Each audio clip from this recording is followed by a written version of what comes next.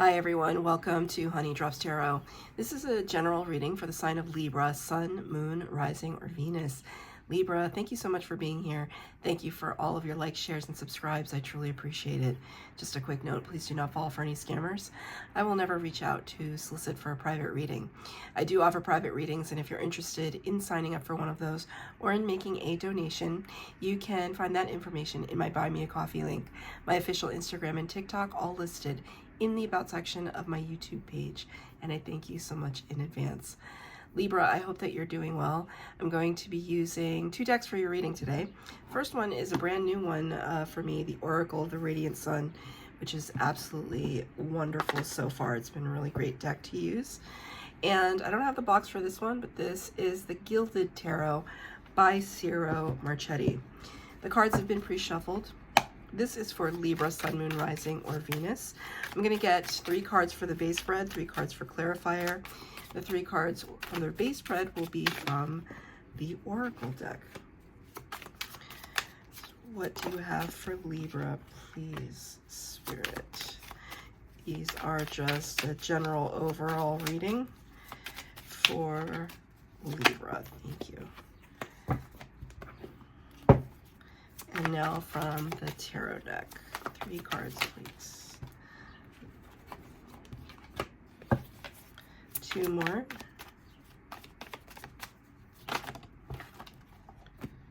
One fell on the ground. 1 second. I'm going to use this for your overall energy. Queen of Cups. I don't know why I usually do this, but I leaned way over here, which is very unnatural for me, but I don't know why, and I don't know why I wanted to do it like that. It's almost as if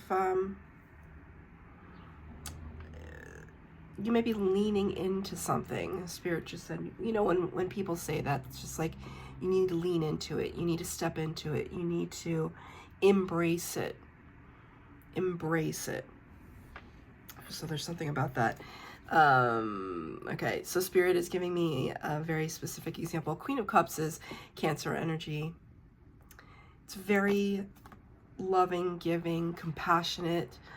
When we're in this energy, we are feeling very generous with our emotions, generous with our love. We want to fill everyone's cup. What's important, though, about this card is to always remember that we need to fill our own cup first. We need to take care of ourselves first before we take care of others. We need to make sure that, not in a narcissistic way or a selfish way, it's just sometimes the way that we take care of ourselves is by putting up very strong boundaries. Because not all people are in Queen of Cups energy. Not all people are interested in helping out others. They only want to help out themselves. So this could be a theme for you right now. In fact, I'm pretty sure of it. I think a lot of Libras I know have been going through the ringer with this very issue of putting themselves first, because they've been putting other people first for the longest time. So you can see here there are these 2 little dogs. I just spent some time with my sister's dog, not even an hour before I did this reading, and I'm reminded of dog energy, how excitable it is, how curious, and they kind of get into everything. They're always underfoot, but they're so loyal. Dogs are so loyal. So these 2 dogs here, I feel as though they represent your spirit guides, you know, right by your side, right underfoot.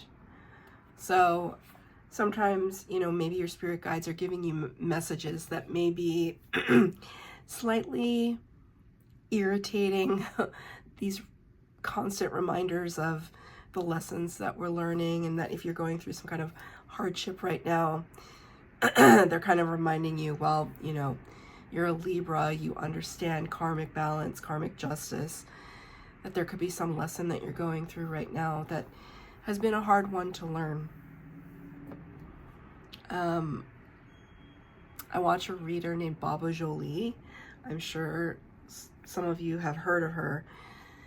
She said she's been saying in her readings lately, and I've been really resonating with it, that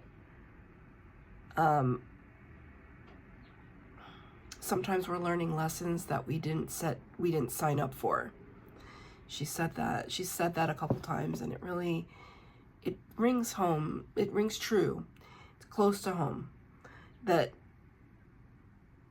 we know we're in the middle of a lesson as it's happening, and it's so frustrating, because I think a lot of Libras have become spiritually enlightened, and so that's why I say you kind of recognize the lesson as it's happening.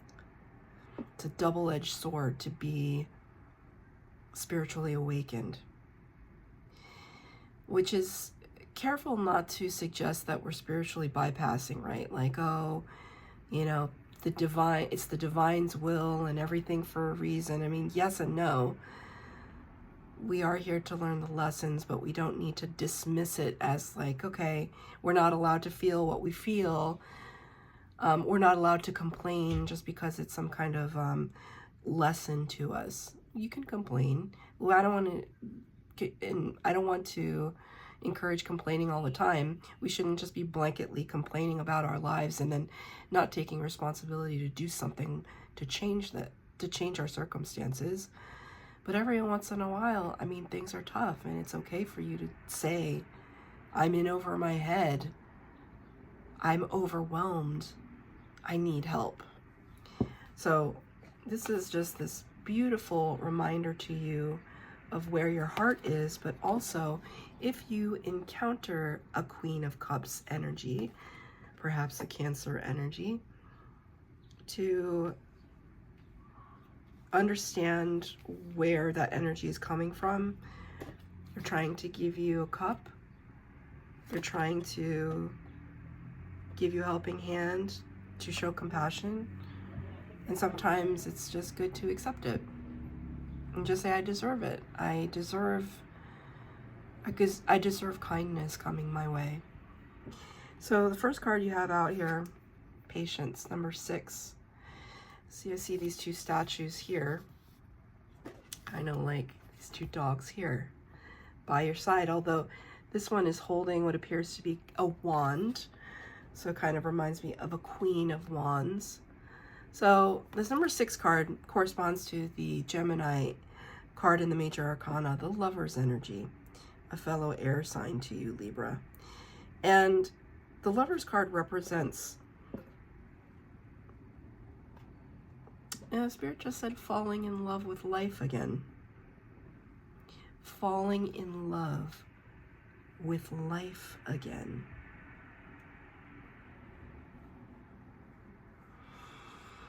This is a reminder to you to give yourself grace, which is something a very close friend said to me once when I was going through it and I was struggling. And she said, honey, give yourself grace. So I'm going to say that to you, Libra. Patience. Patience in all things, especially when it comes to this, what I feel to be a kind of rebirth for you. And we're going to get to it in a minute because it's in your cards. It's clarified by the Tower. This is a Major Arcana card, number 16. The Tower represents spirit coming in and shaking things up, blowing the crown chakra right off the dome there. Crown chakra is the one that kind of gives us those downloads, gives us that information. Also gives us a sense of identity, right? Like this sense of empowerment. When the crown chakra is blown off, it's almost like there's this dismantling of the ego. And that's exactly what needs to happen, right? Spirit is saying you've been stuck for too long, and now we are going to make moves for you. Always for your best and highest good, but there's been a shakeup, a big shakeup in your life. Spirit showing me the Tower. You're standing strong, though. You're still standing.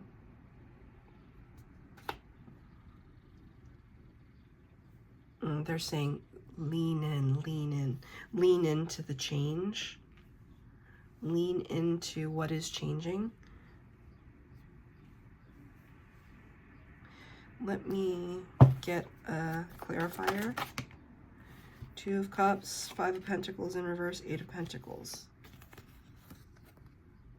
So the 2 of Cups is a lot like the Lover's card. It's the Lover's card in the minor arcana.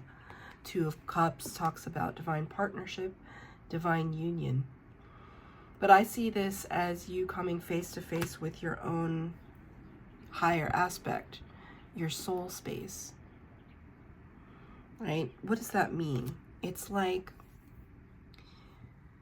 when you really start to have confidence in your own intuition, when you start to listen to yourself, and time and time and time again, every time you listen to yourself, you're always right. And you're not filtering it, you're not talking it away, explaining it away. Oh no, it couldn't possibly be this. Why do I keep thinking about this? It couldn't possibly be. When you stop doubting yourself and you start proving to yourself time and time again that your instincts and your intuition are correct, that's when you really become in alignment. Because then you can start asking yourself, what is it that makes me happy? What is it that I actually want? What is it that I'm scared of? And there's no filter. It's just raw. It's immediate. It's the connection between you and your higher self. So that's what I see here. Through this big shock, awe, upheaval, shakeup, it's like you're returning back to your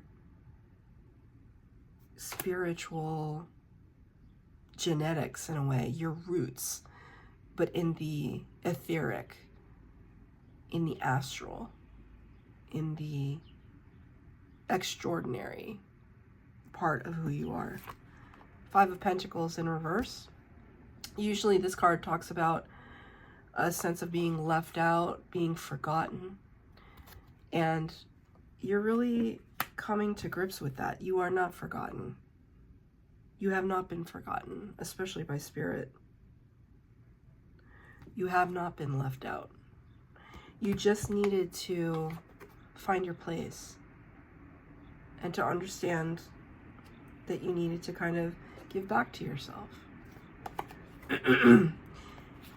8 of Pentacles, hard work, determination, concentration, focus. Now we're getting down to brass tacks, is what Spirit just said. We're getting down to brass tacks, the heart of the matter. What do I really care about? What do I want to invest in? I think you're answering a lot of those questions for yourself at this time. Maybe because it's like, it's all on the line. It's all on the line. Like no holds barred. Everything out in the open. Vulnerable. The next oracle card we have here, number 10, achievement. I see this fortress down here. Sorry, I feel like my throat chakra is really blocked right now. I'm just gonna hold on to some lapis. I don't know, maybe these are kind of hard messages for you to hear. I mean, I see you overcoming a lot. If anything, I'm giving you some accolades for these kind of barriers that you've broken. Guys, I see this entryway here. It's almost like you made your way through these big high walls, and there was something that you got access to. Something new. Number 10 corresponds to the Wheel of Fortune card in the Major Arcana. Good luck, good fortune. Who doesn't want a little bit of that? But I think it required you to kind of break through some barriers. And I think they're like mental blocks. These are kind of barriers, perhaps, of your own creation. Obviously, we don't live in a vacuum, so there could have been some circumstances in your life that helped to create those barriers, but it's like just now for the first time you're realizing your part, because we all play a role. So what was, I always like to say that, what was my part? What was my responsibility in that situation, in that conversation? What was my part? So I can take responsibility for that part.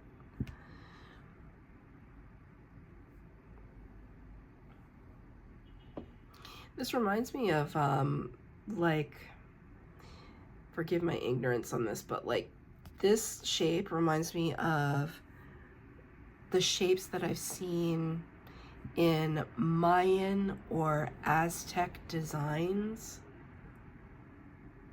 It's very reminiscent of that. So you might have some kind of link to those cultures or interest in those cultures.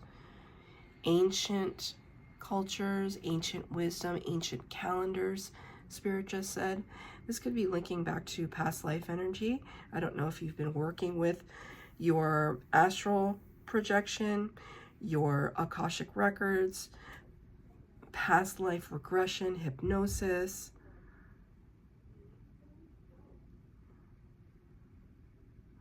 It's very, Spirit keeps drawing my attention to that opening at the bottom, the opening in the fortress. It's like you've unlocked a very particular door. I don't know if it's a door to a past life or what it is, but it's changing the game for you. So Spirit is reminding me, I've had my Akashic records opened 3 times at this point, and it was very helpful to hear what the record keepers had to say about some habits that I have in this life that I've always wondered about. Why do they keep manifesting? What happened in my past iterations, my past lives, that affect the decision making that I make in this life? Like my proclivity for things or my absolute dislike for other things. Why do I dislike them so much? Why am I triggered by them so much? Yes, we can all look back at our childhoods, but when we go into things like the Akashic records and we can go back lifetimes, the things that we can discover, like, okay, I'm not totally crazy. It's these echoes through time that affect me in the here and now. And I feel like there's something really profound about that for you. There's something about a past life situation that you had that you're now overcoming some obstacle. Like in those past lives, there was always some barrier that you couldn't break through. It's clarified by the 3 of Swords. 3 of Swords is the heartbreak and heartache card, right? One of the toughest, if not the toughest card in the deck to deal with. A sense of sadness, betrayal, agony, just being torn in so many different directions. This is almost like a sacred heart, isn't it? It's a heart on fire. Burning passion, Spirit just said. You got this card in reverse, though. When any of the cards show up in reverse, because I do read reversals, it's like the card is not sitting fully in its own energy. And when it doesn't sit fully in its own energy, then it's hard to move to the next step. So from the 3 to the 4. The 4 of Swords talks about rest and recuperation from heartache and heartbreak. But you got the card in reverse, so there's something, I feel like this is very, very karmic. This is a very karmic situation here, where you breaking through this barrier is not only an achievement in this life, but it also serves to break generational curses, heal wounds from past lives. Like, I almost want to say this is it's like the fiery, beating, cosmic heart through the ages, through lifetimes, where you are kind of brave enough in this lifetime to face it. That's not easy. I mean,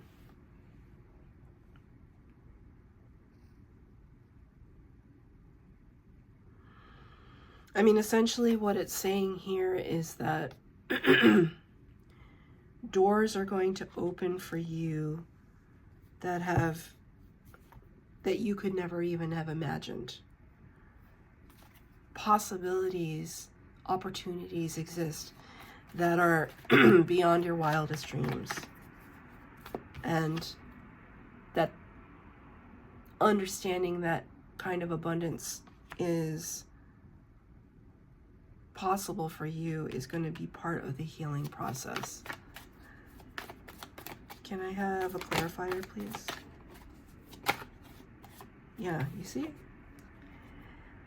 That's 2 Cancer energies, so you could be dealing with a Cancer. The Chariot card of the Major Arcana, number 7. So now, right, we're working on our karmic balance and moving at such a clip. We're absolutely racing towards victory with the Chariot card.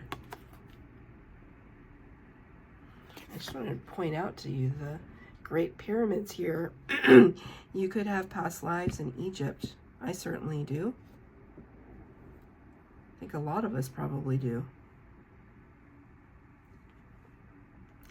The Chariot card can also talk about traveling, international travel. But for you, I more see it as a personal victory. This sense that you've overcome so much and now you're just kind of understanding your light and your shadow aspects. You're understanding your fears and your phobias and your triggers and working with them, working to understand them so that you can move forward, so that you can prosper. And once again, here I see these figures, the dogs, the statues, the mini sphinxes. And this is kind of a reference to Sphinx energy here. There's so many synchronicities. Chariot in all ways is such a positive energy. It's all about progress. Accelerated progress. And then the last 2 cards here. Number 4, which corresponds to the Emperor energy, Aries in the Major Arcana. And the word is birth. So really, this sense of rebirth after this big tower moment, it's like you are reinventing yourself. You're understanding that you don't have to be stuck in some kind of illusion of someone else's creation. I don't know where that sentence came from. Like, people, I don't want to say pigeonhole you, although I see this kind of interestingly, and I felt the word pigeonhole. Like, people making assumptions about where you belong and who you are and what you need to be and what you need to be doing. It's like you're perfectly capable of making those decisions for yourself, but there could have been a lot of outside factors that were contributing to how you've defined yourself over the past couple of years. And I think you're just looking for a brand new beginning, a brand new start. I see Moon and Sun energy here as well, which references eclipse energy. So you might want to see when the next eclipse is happening from the time that you are watching this reading. The eclipse energy is very powerful. You don't necessarily want to manifest during an eclipse period, but you want to be cognizant of how powerful the energies are around eclipses.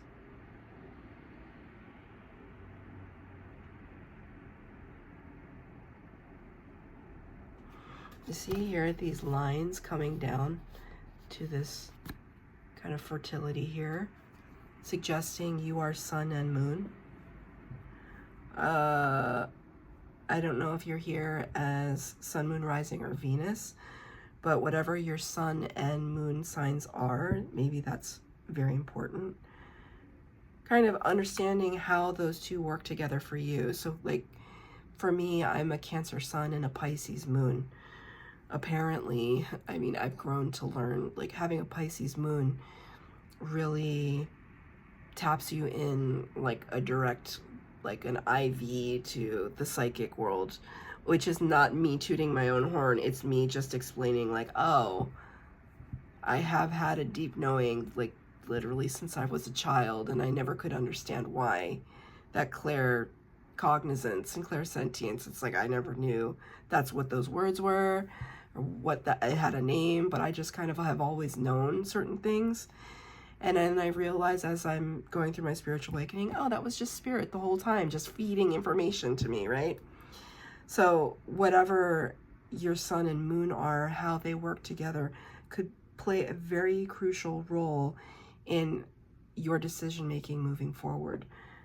You know, if you have a Libra sun and a fire placement for a moon, I mean, it's kind of like all thrusters are firing, right? Because your passion is going to rule you. So I see this beautiful sense of rebirth, and you know, with that comes some growing pains, because here it's clarified by the Knight of Pentacles. The Knights are all people of action. Knight of Pentacles comes in with an authentic offer, some kind of opportunity, open door. The card is in reverse, so it's kind of like there's a knight waiting in the wings to offer you something beautiful, but I feel as though you're still kind of in the beginning stages of trying to figure out, where do I go from here? I know I'm going to succeed. That's a foregone conclusion. I know I will succeed. Spirit wants to remind you of this energy again, to always consult with your inner guidance, your intuition. Spirit said, don't run before you can walk. Don't run before you can walk, especially with this. I'm being reminded of when I first started the job that I have now. I came in at the ground level, but I had a lot of management experience previous to it at another job. And so I was used to being a leader. I was used to being a go-getter and wanting to know how to do everything. And I remember my boss at the time said, to the equivalent, although it was much harsher the way she said it, but don't run before you can walk. Enjoy being new. Enjoy being a beginner.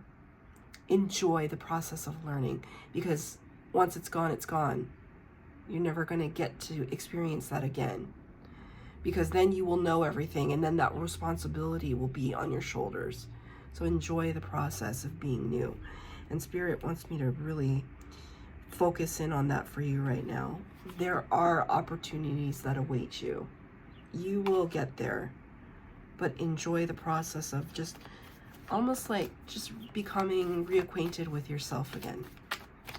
Sorry, the sun is coming through the window, so these shadows and light. Can I get a card of advice from Spirit?